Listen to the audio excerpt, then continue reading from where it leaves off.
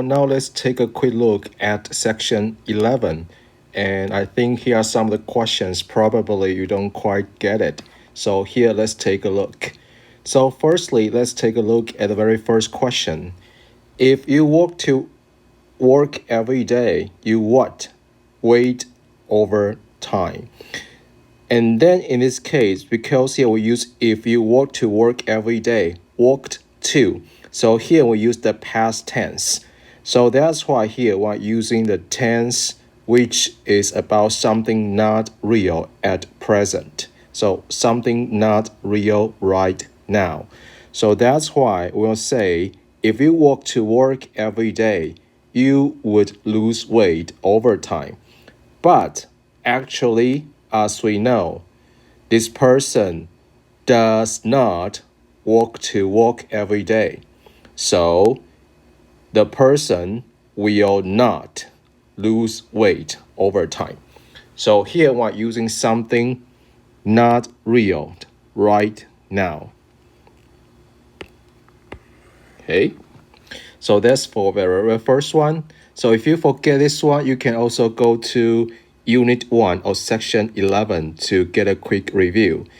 And the second one also is also the same concept, but here's a little bit different in terms of the time. So here it would say like the robber would have gotten away. So here we are talking something not real in the past. So that's why in this case we will use had PP, all right? So in this case we'll say if it had not been for the brave bank teller. Just like the tense we use, if it had not been for the brave bank teller, the robber would have gotten away. If it had not been for, if you still remember, that's also the sentence pattern we have in this unit, right? So we also can use the word like but for, right? Or you can also use the word like without.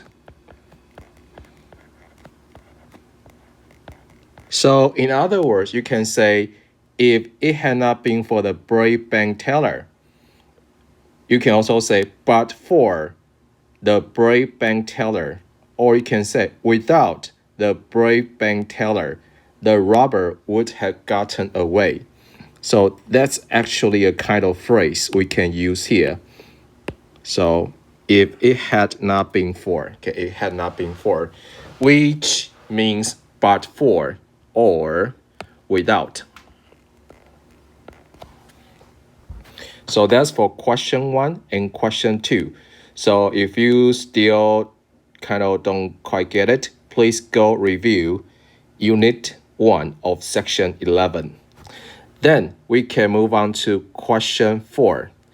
If what at the part before I do, then please wait for me near the fountain. So in this case, if someone were to do what, someone could, would, might, or should do what. So here you have to pay attention to the difference between these two. So for this one, word 2.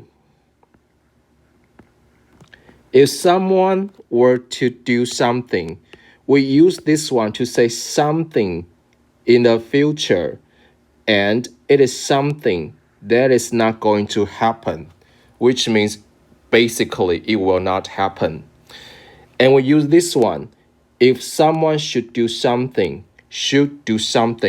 there will be something that might happen. So for the very first one, word 2, there will be something which is not going to happen. And for the second one, there might be something which is going to happen. So that's why for the second one, we'll use the Chinese like 1yi.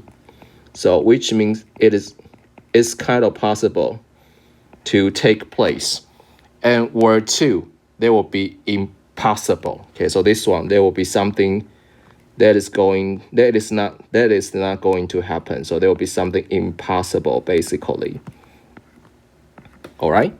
So in this case, if what at the part before I do, then please wait for me near the fountain. I think it is possible for someone to arrive earlier, right? So in this case, we are not going to use word to. We'll use someone should do what.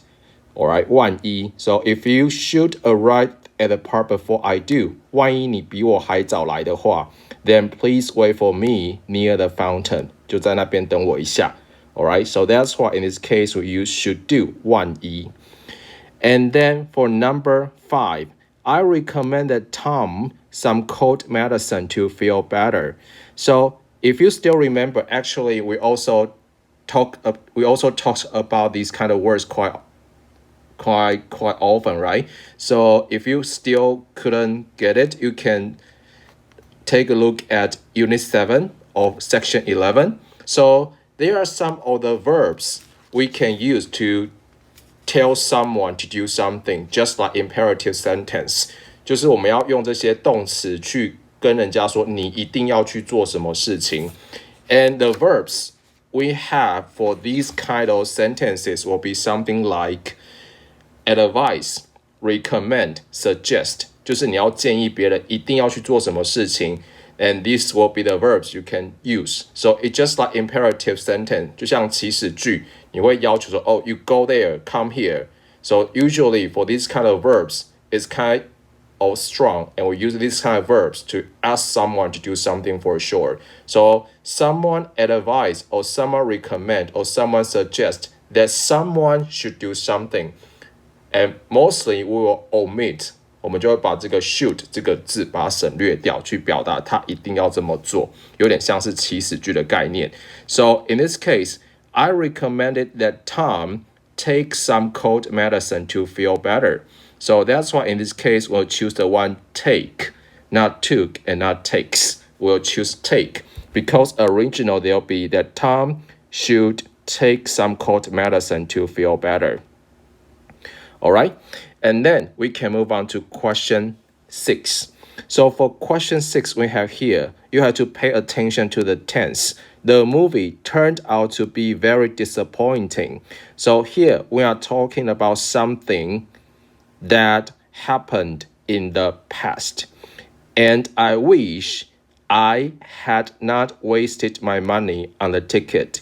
But actually, I wasted my money on the ticket. 所以这边要特别注意一下，就是 I wish 它通常是讲一件比较不可能发生的时候，那我们后面的那个动词就会像是假设句型与现在事实相反的部分，那我们就会变成是与现在事实相反。那像这边它用到的话是因为它重点是 turn out to be very disappointing， 那这边我们是在讲的是过去，那所以变成是 I wish I， 那后面这边动词呢，我们就会用与过去事实相反的一个动词，那就会变成是 I had not wasted my money。 好，所以如果这个句型如果有忘记的话呢，你可以注意一下回去复习 I wish 这个部分。And then we can move on to the next one for number 7. For number 7, also we had to pay attention to the tense here. If she didn't want to live so far, she didn't want to live so far. So there will be something that happened in the past. So that's why ought to or ought not to. So ought to, ought not to. And here, because we're talking about something that happened in the past. So这边我们用的句型就是与过去事实相反的一个概念。那这边我们就会变成 This person ought not to have taken a job. Or this person should not have taken a job. But actually, this person took the job. So if she didn't want to live so far from her hometown. So that's why we choose C in this case. 这边有点像是与过去事实相反的一个概念。那本来应该是 should not have taken. 那 should not 也可以变成是 ought not to. 因为 should 就是 ought to. 那 ought to 的一个否定就变成 ought not to. So that's why we can say she ought not to have taken a job if she didn't want to live so far from her hometown. And then we can move on to number 8. Daniel insisted that his homework was turned in on time。那这边要特别注意的是 insist 跟 suggest 这两个起始动词比较特别的地方，除了它可以用来说他命令别人或建议去要求别人做什么事情之外， insist 它有一种是坚持主张的一个概念。那像 suggest 它有暗示的概念，所以要注意一下，如果今天这个动词它并不是要求或命令什么人去做什么事情的话，那它其实就是跟一般动词的使用方式是一样的。所以这边并不是 Daniel 要求他的 homework 怎么样，或者是命令他的 homework 去怎样，他只是说他坚持他有这个主张这样，所以就是 Daniel insists that his homework was turned in on time。那另外一个也会比较常出来考你的就是 suggest 通常它会用在一些研究报告上当做一个动词使用，就有暗示的意思。比方说 The study suggests that the disease was serious。 所以我们这边呢还是用一般的动词因为我们这边 suggest 并不是要命令什么人或建议什么人去做什么事情。好，所以就这两个动词 insist 跟 suggest 这两个动词通常要去注意一下，它到底是不是要求或者命令什么人去做什么事情。那如果不是的话，那它就是当做一般动词去做使用。And then we can move on to number 9. My parent advised. Alright, so for these kind of verbs like advise, propose, suggest, or recommend.So advise 是建议 propose 是提议 suggest 也是建议 recommend 是有建议的意思。那我们通常 advise something propose something 建议什么事情或者是提议什么事情。So for these verbs behind you can put a noun or you can also put VING form here. Okay, so that's why in this case my parents advised visiting a few colleges. Okay, 他建议我去做这件事情。So that's why I make the verb visit into visiting as a noun. Or if you want to use the word advise me, there will be advise me to do something. Okay, advise me to visit a few colleges before I decide which one to attend. And then we can move on to the last one for question 10. So for question 10, originally you can just make it simple like, if the rain has stopped, we would have finished the baseball game. But actually, as we know, probably the rain did not stop. But here I want to highlight, so that's why I make one more word, if only the rain has stopped. But basically the meaning will be, if the rain has stopped, we would have finished the baseball game. But here I use, if only the rain has stopped, we would have finished the baseball game, right? So something not real in the past. And for this question, allows of you choose the one as if. As if 它通常是当作好像的意思。比方说 for the sentence we have here, he speaks as if he were the king. But actually, as we know, he is not the king. So that's how we use the word as if, 好像. All right? So that's all for about section 11. And you can move on to the next episode for section 12. All right? See you next time. Bye.